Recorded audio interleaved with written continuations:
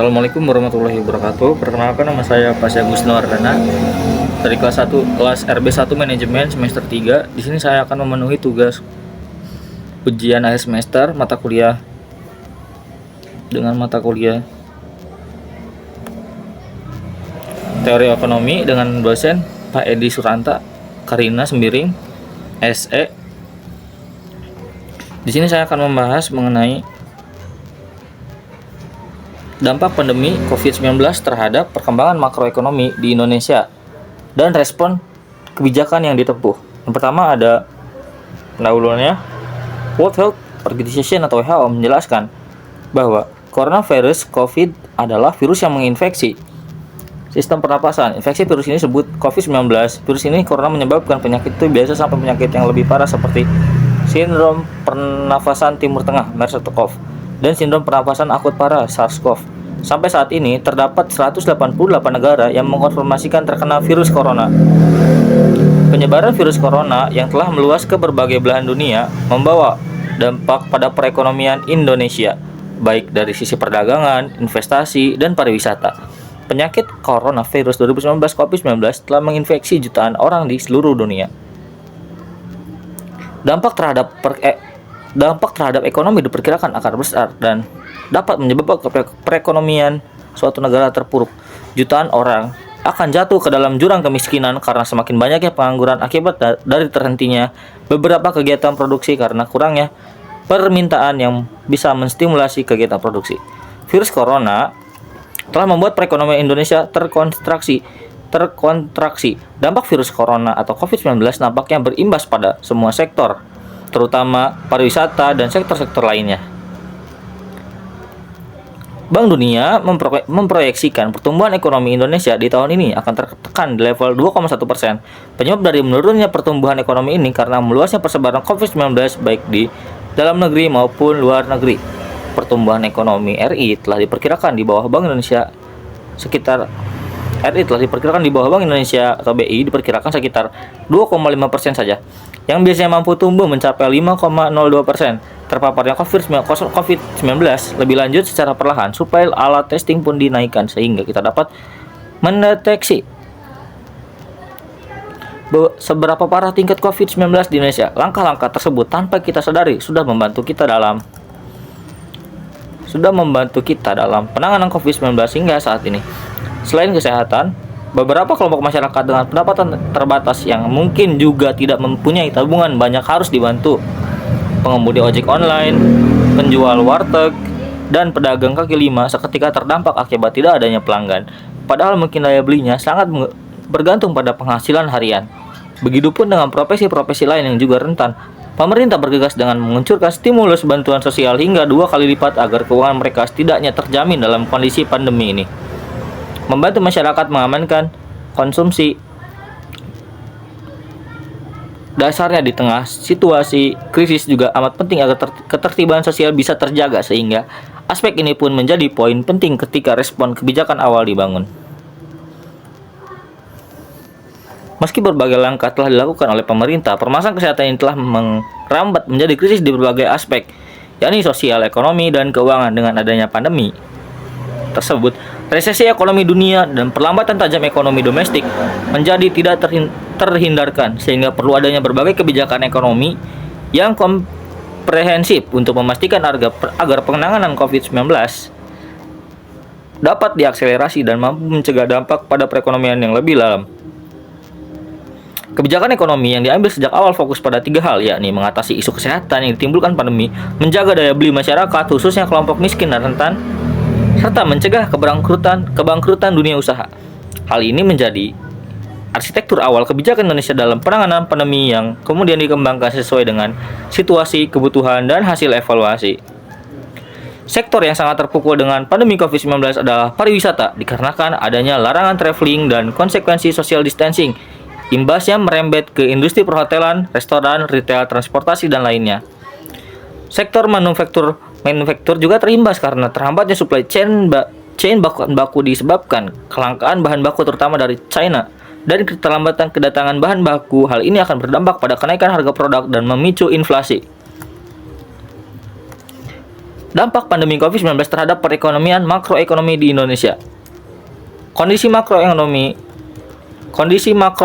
Indonesia bisa dilihat dari beberapa kejadian, yaitu pertama, pada bulan April 2020, sekitar 1,5 juta karyawan dirumahkan atau kena PHK, pemutusan hubungan kerja, di mana 1,2 juta pekerja itu berasal dari sektor formal, 265.000 dari sektor informal.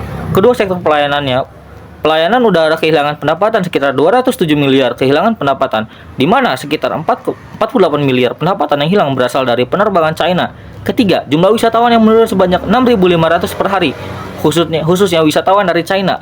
Keempat, menurut Perhimpunan Hotel dan Restoran Indonesia atau PHRI, bahwa terjadi penurunan tingkat okupansi hotel di Indonesia sebanyak 50%, sehingga terjadi penurunan jumlah devisa pariwisata lebih dari setengah dibandingkan tahun lalu.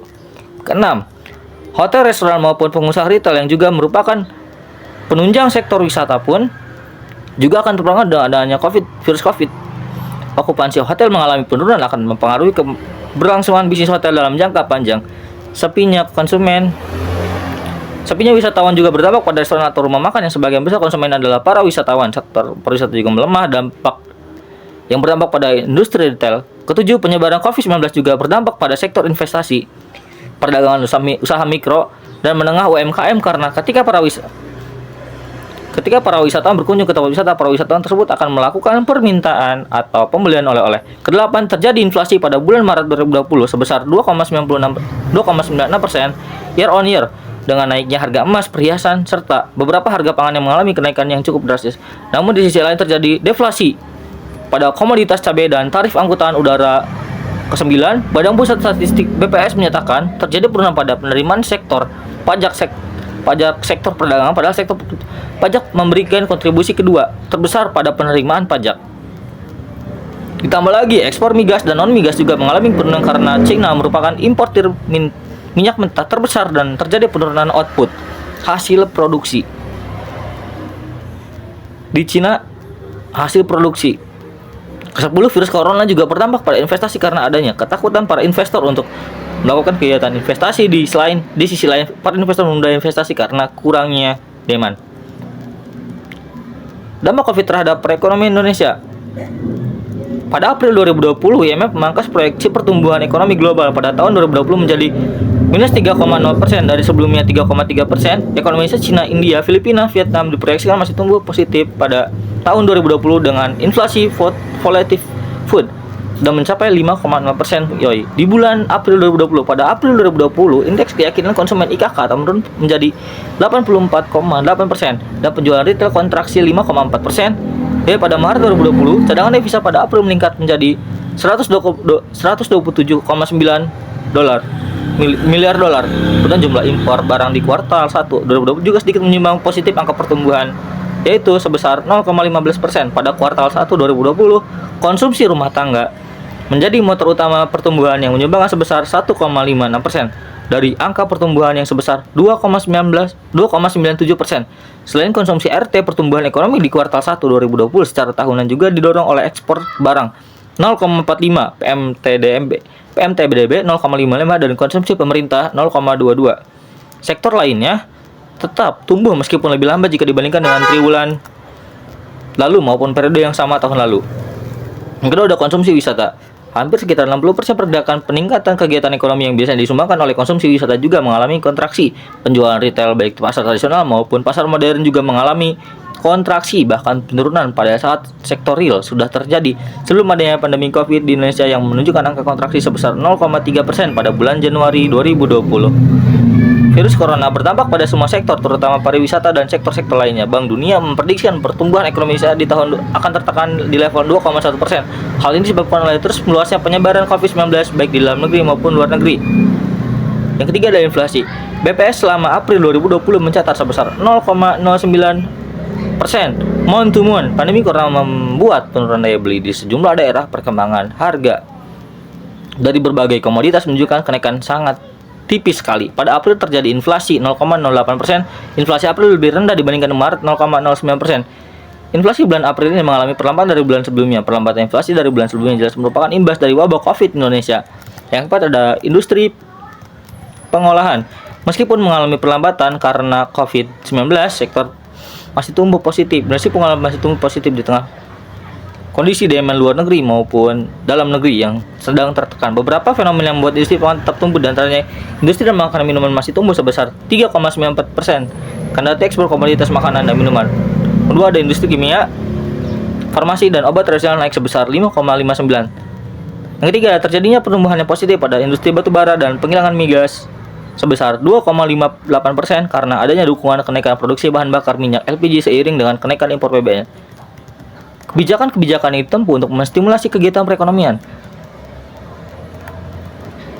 Kenaikan perekonomian domestik tahun ini utamanya ditopang oleh pengeluaran pemerintah dalam menangani program COVID. Harus bekerja keras untuk memutuskan berbagai paket kebijakan dalam hal mencegah penyebaran pandemi COVID maupun kebijakan dalam peningkatan kegiatan ekonomi.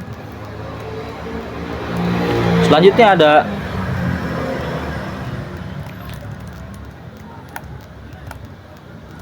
ada dikeluarkannya kebijakan di sektor keuangan. Satu, peningkatan koordinasi dalam antar lembaga KSSK. Yang kedua, ada memberikan kewenangan diperlukan kepada 4 lembaga untuk mencegah terjadinya krisis forward looking dalam wadah KSSK. E.L. Untuk menerbitkan instrumen BI, membeli sun di pasar perdana, memberikan pinjaman kepada EPS, serta OJK dapat meminta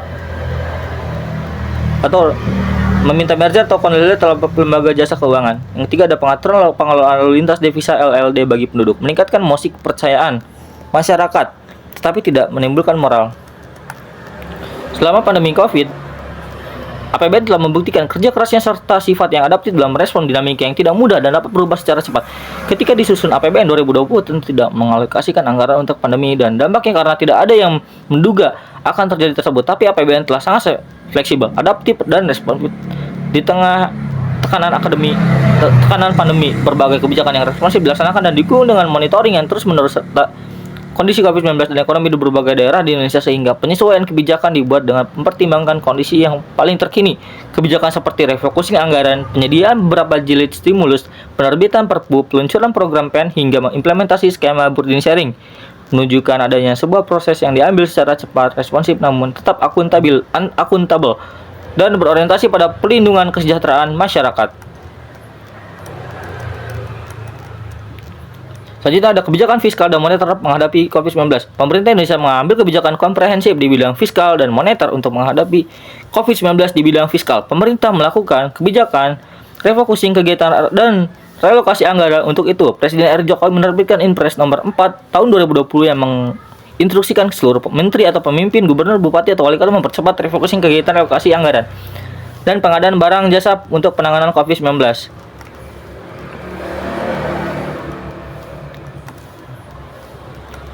Selanjutnya, Kemenko menerbitkan PMK 23/2020 yang memberikan stimulus pajak untuk karyawan dan dunia usaha, yaitu pajak penghasilan karyawan ditanggung pemerintah, pembebasan pajak penghasilan impor, pengurangan angsuran PPh pasal 25. Di samping itu, pemberian intensif atau fasilitas pajak pertambahan nilai yang terdampak COVID-19. Presiden RI juga memberikan arahan agar kementerian atau lembaga memprioritaskan pembelian produk UMKM, mendorong BUMN memperdayakan UMKM dan produk UMKM masuk e-katalog. Di bidang moneter, kebijakan moneter yang diambil harus selaras dengan kebijakan fiskal dalam meminimalisir dampak COVID-19 terhadap perekonomian nasional. Oleh sebab itu, otoritas moneter harus dapat menjaga nilai tukar rupiah, mengendalikan inflasi, dan memberikan stimulus moneter untuk dunia usaha. Diharapkan ada relaksasi pemberian kredit perbankan dan menginvestasikan penyaluran kredit usaha rakyat atau KUR. Baik, terima kasih, cukup sekian presentasi dari saya, kurang lebihnya mohon maaf. Assalamualaikum warahmatullahi wabarakatuh.